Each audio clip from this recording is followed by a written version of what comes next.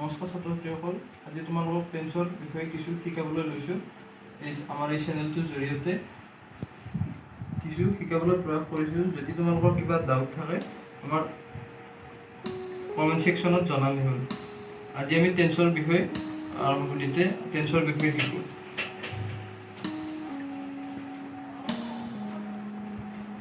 Tense আমি সৰুৰ পৰা শিকি আহিছোঁ। টেন্স 3 প্ৰকাৰৰ থাকে।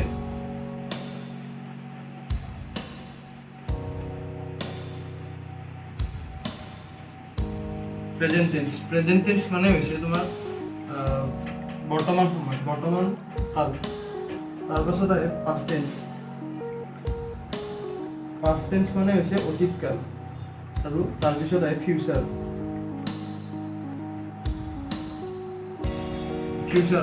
টেন্স মানে হৈছে ভৱিষ্যৎ কাল। এই প্ৰেজেন্ট টেন্স, পাষ্ট টেন্স আৰু ফিউচাৰ টেন্স এই তিনিটা টেন্সৰে আকৌ 4টাকৈ ভাগ থাকে। আজিৰ ভিডিঅ'টোত আমি আৰম্ভণিতে প্ৰেজেন্ট টেন্সৰ বিষয়ে কিছু আৰম্ভ কৰোঁ।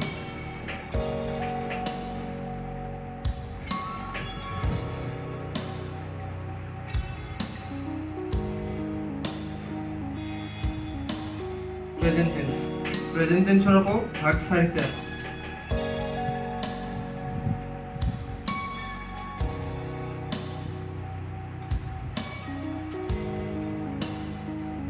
চিম্পল প্ৰেজেন্ট, বৰ্তমান সময়ত কোনো এটা কাৰ্য ঘটি থকাকে চিম্পল প্ৰেজেন্ট বুলি ক'ব পাৰি। ইয়াক আকৌ প্ৰেজেন্ট ইনডিফিনিট বুলিও ক'ব পাৰি।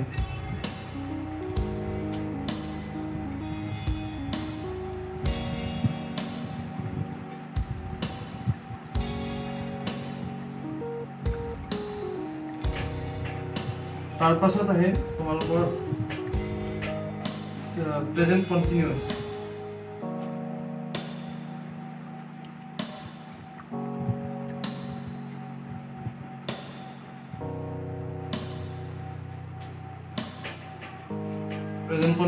বৰ্তমান সময়ত কোনো এটা কাৰ্য চলি থাকিলে, মানে ল'ৰাজনে দৌৰি আছে, ল'ৰাজনে খেলি আছে, বৰ্তমান সময়ত কোনো এটা কাৰ্য হৈ আছে, ইয়াক বুজাবলৈ আমি প্ৰেজেন্ট কণ্টিনিউয়াছ বুলি প্ৰেজেন্ট কণ্টিনিউয়াছ টেন্সত কৰিব এইটো, গতিকে এইটো প্ৰেজেন্ট কণ্টিনিউয়াছ হৈ গ'ল।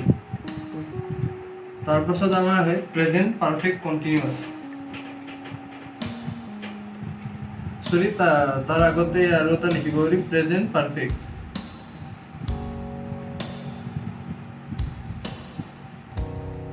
প্ৰেজেন্ট পাৰফেক্ট মানে হৈছে অলপ আগতে, মানে বৰ্তমান সময়তে, কিন্তু অলপ আগতে কাৰ্যটো শেষ হৈ যোৱাকে।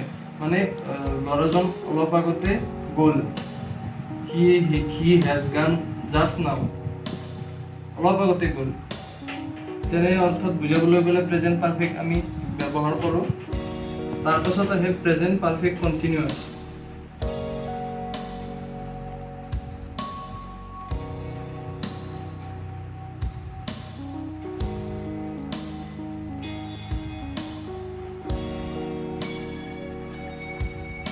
প্ৰেজেন্ট পাৰফেক্ট কণ্টিনিউয়াছ বুলি ক'লে আমি অতীতত কোনো এটা কাম আৰম্ভ হৈ বৰ্তমানলৈ চলি থকা বুজালে তাক প্ৰেজেন্ট পাৰফেক্ট কণ্টিনিউয়াছ বুলি কওঁ। প্ৰেজেন্ট কণ্টিনিউয়াছ টেন্সত পৰিব সেইটো। উদাহৰণস্বৰূপে বুজাবলৈ গ'লে আমি ৰাতিপুৱাৰ পৰা বৰষুণ দি আছে, it has been raining since morning. ৰাতিপুৱাৰ পৰা বৰষুণ দি আছে। এতিয়া আমি এই 4টা যে লিখিলোঁ, এই 4টাৰে আমি ষ্ট্ৰাকচাৰটো লিখিম, মানে বাক্যৰ গঠন কেনেকৈ লিখে 4টা, তাৰ ওপৰত আমি লিখিম, ষ্ট্ৰাকচাৰবোৰ দি দিম। তাৰপাছত আমি উইথ এক্সাম্পল এইটো লিখি যাম। এতিয়া আমি ষ্ট্ৰাকচাৰ লিখিম। এতিয়া প্ৰথমতে লিখিলোঁ আমি simple present.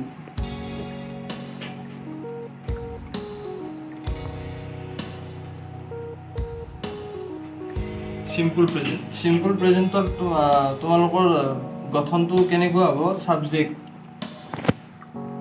Subject plus verb plus object. ইয়াত যদি আমি এক্সাম্পল লওঁ, হি ইটছ ৰাইচ, সি ভাত খায়, সি ভাত খায়।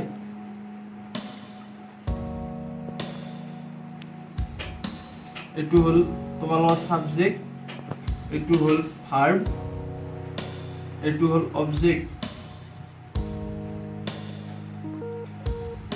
যিহেতু থাৰ্ড পাৰ্চন ছিংগুলাৰ নাম্বাৰৰ লগত এছ যোগ হয়, মানে ভাৰ্বৰ লগত এছ যোগ হয় থাৰ্ড পাৰ্চন ছিংগুলাৰ নাম্বাৰৰ ক্ষেত্ৰত, সেইবাবে ইটৰ লগত ইটছ হৈছে। হি ইটছ ৰাইচ, সি ভাত খায়। এইটো হ'ল চিম্পল প্ৰেজেণ্টৰ বাক্যৰ গঠন উইথ এক্সাম্পল। এতিয়া আমি চাবলৈ গ'লে চিম্পল প্ৰেজেণ্টৰ পিছত আহিব প্ৰেজেণ্ট কণ্টিনিউৱাছ। আমাৰ আহে present continuous tense. Present continuous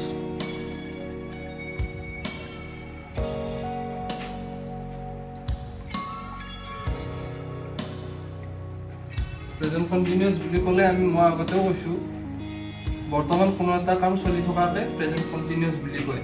ইয়াৰ ষ্ট্ৰাকচাৰটো চাবলৈ গ'লে subject SUB subject plus verb, তাৰপাছত ভাৰ্বৰ লগত ING যোগ হ'ব, তাৰপাছত ইয়াতে ৰৈ গ'ল মোৰ ছাবজেক্ট প্লাছ MR ইজ যোগ ভাৰ্ব, তাৰপাছত ভাৰ্বৰ লগত ING যোগ অবজেক্ট।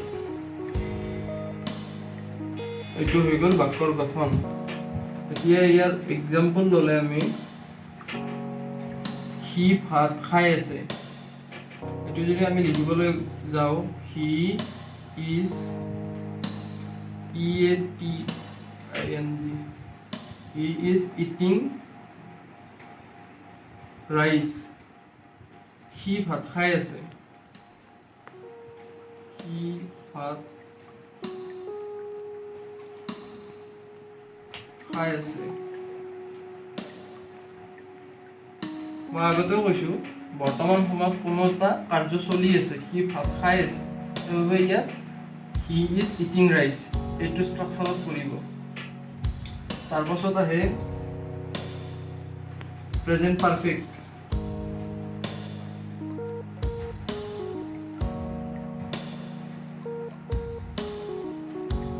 প্ৰেজেণ্ট পাৰফেক্ট মানে অলপ আগতে কোনো এটা কাৰ্য শেষ হোৱাকে প্ৰেজেণ্ট পাৰফেক্ট বুলি কয়। ইয়াত যদি আমি ইয়াত ষ্ট্ৰাকচাৰটো লিখা হ'ল subject plus have has plus verb 3 plus object. ইয়াত যদি আমি এক্সাম্পল লওঁ, সি এইমাত্ৰ গ'ল, এইটো যদি আমি ইয়াত ষ্ট্ৰাকচাৰত বহুৱাই দিওঁ, ছাবজেক্টত হ'ব হি, হিটো ছাবজেক্ট হৈ গ'ল। হি যিহেতু third person singular number, third person, এইটোৰ লগত হ'ব হেজ, হি হেজ।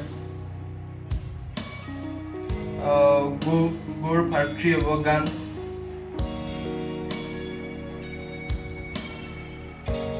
জাষ্ট নাও এইমাত্ৰ হ'লে হ'ব জাষ্ট নাও।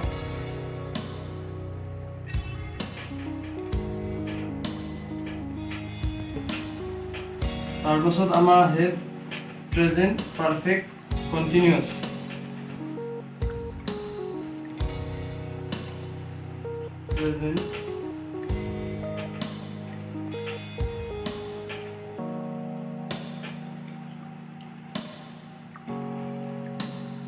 Present perfect continuous. ইয়াত ষ্ট্ৰাকচাৰটো চাবলৈ গ'লে subject plus have has plus been, verb plus ING plus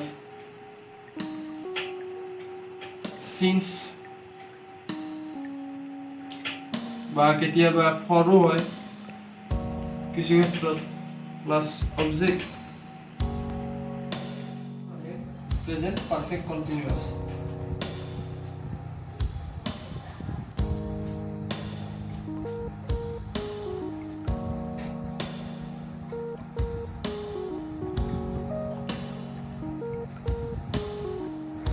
কৈ দিওঁ বাৰু, অতীতত কোনো এটা কাম আৰম্ভ হৈ বৰ্তমান সময়লৈকে চলি থকা বুজালে প্ৰেজেণ্ট পাৰফেক্ট কণ্টিনিউৱাছ হয়। ফাৰ্ষ্টতে চাবলৈ গ'লে ছাবজেক্ট প্লাছ হেজ বা হেভ হয় কিছু ক্ষেত্ৰত, প্লাছ বিন, ভাৰ্বৰ লগত আকৌ ING আহিব, ING। কেতিয়াবা ইয়াৰ লগত চিন্স আহিব, চিন্স কিছু ক্ষেত্ৰত ফৰো হয়, চিন্স ফৰ। তাৰপাছত অবজেক্ট। এক্সাম্পল আমি লওঁ, এক্সাম্পল ল'লে ৰাতিপুৱাৰ পৰা বৰষুণ দি আছে, এইটোত যদি আমি এইটো টেন্সত লিখিব লাগে ৰাতিপুৱাৰ পৰা বৰষুণ দি আছে, অতীতত কোনো এটা কাম আৰম্ভ হৈছে, অতীতত বৰষুণ ৰাতিপুৱাৰ পৰা আৰম্ভ হৈছে, অতীতত কোনো এটা কাম আৰম্ভ হৈ বৰ্তমান সময়লৈকে চলি আছে, ৰাতিপুৱালৈকে চলি আছে, এতিয়াও চলি আছে। গতিকে ইয়াত যদি আমি এই টেন্সটো ইউজ কৰি লিখোঁ কেনে হ'ব, ইট হেজ, ইয়াৰ লগত হেজ হ'ব, ইট হেজ বিন ৰেইন, লগত ING আছে raining, it has been raining, ইয়াৰ লগত চিন্স হ'ব, it has been raining since morning.